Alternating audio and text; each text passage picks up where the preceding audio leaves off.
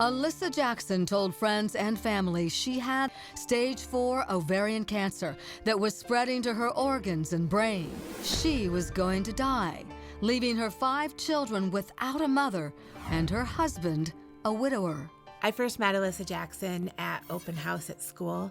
I passed her in the hallway. She was visibly sick. She had a bald head. She had IV tubing hanging from her chest. She was walking with a cane, and she had all of her children with her. Jen will never forget the moment she struck up a friendship with Alissa at a school volleyball game. I decided I was going to introduce myself. I was really nervous. She immediately started telling me her story. She said that she had stage 4 ovarian cancer, and she wasn't really doing well after this round of chemo, and our friendship started there.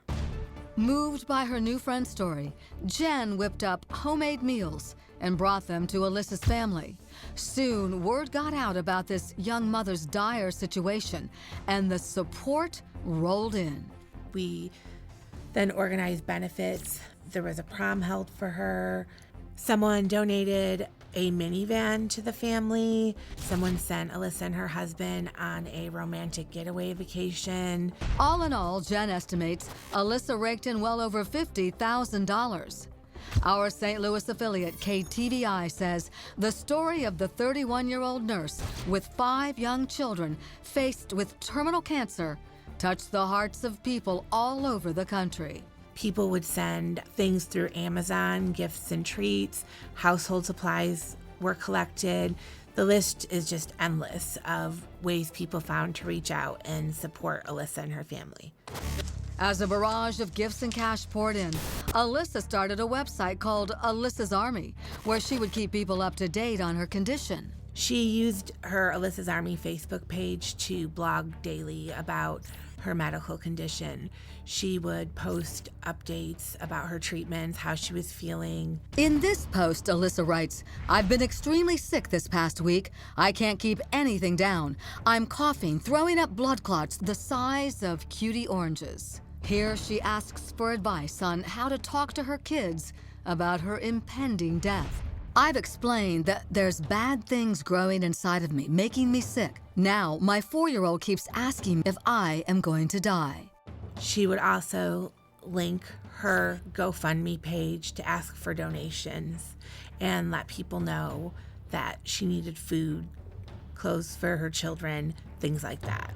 After about nearly 2 years of this, one night, Jen got an urgent text from Alissa saying she was being rushed to the hospital, coughing up blood, and was ready to die alone. So I rushed to the emergency room, and I got there, and they said they had no Alissa Jackson. So I was texting Alissa saying, "Hey, where are you?" And so then she sent me a picture, sent me a selfie of herself in a hospital gown. And so I showed the hospital, and a man from the hospital took me to a cubicle and sat me down, and he put her name into the computer, and he said, "She is not here at this hospital." He said, "We've checked with the paramedics, we've checked with the other hospitals, and she's nowhere." It was at that moment that I realized she's lying. The pieces of the puzzle started falling into place, and Jen realized she'd been duped. So that night at the ER, that's the night that Alissa Jackson died. My friend died that night because everything changed. This woman who I looked up to had looked her children in the face and told them that she was dying of stage 4 ovarian cancer, and it was all a lie. Jen knew that if she confronted Alissa about her scam, her now former friend would continue to spin a web of lies. I had to come up with some other way to get to the bottom of the truth and to stop her in her tracks. And that was when I decided that I needed to get the help of a private investigator. Jen and some other friends turned to Detective Durwood Hurst, who ran surveillance and caught Alissa dead in her tracks. It was all a fraud, but she would tell Jen by text or by phone that she had a scheduled appointment with her doctor, and we would be observing her at her home or at the Target store. And in what could be a Freudian slip, check out this text from Alissa. She claims to be on her way to the hospital to get a scan. But on the text, she instead writes the word scam. Her friends are about to learn her illness wouldn't last forever.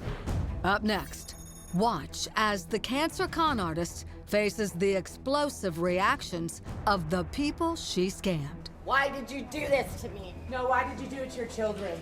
And your kids. That's coming up on Crime Watch Daily.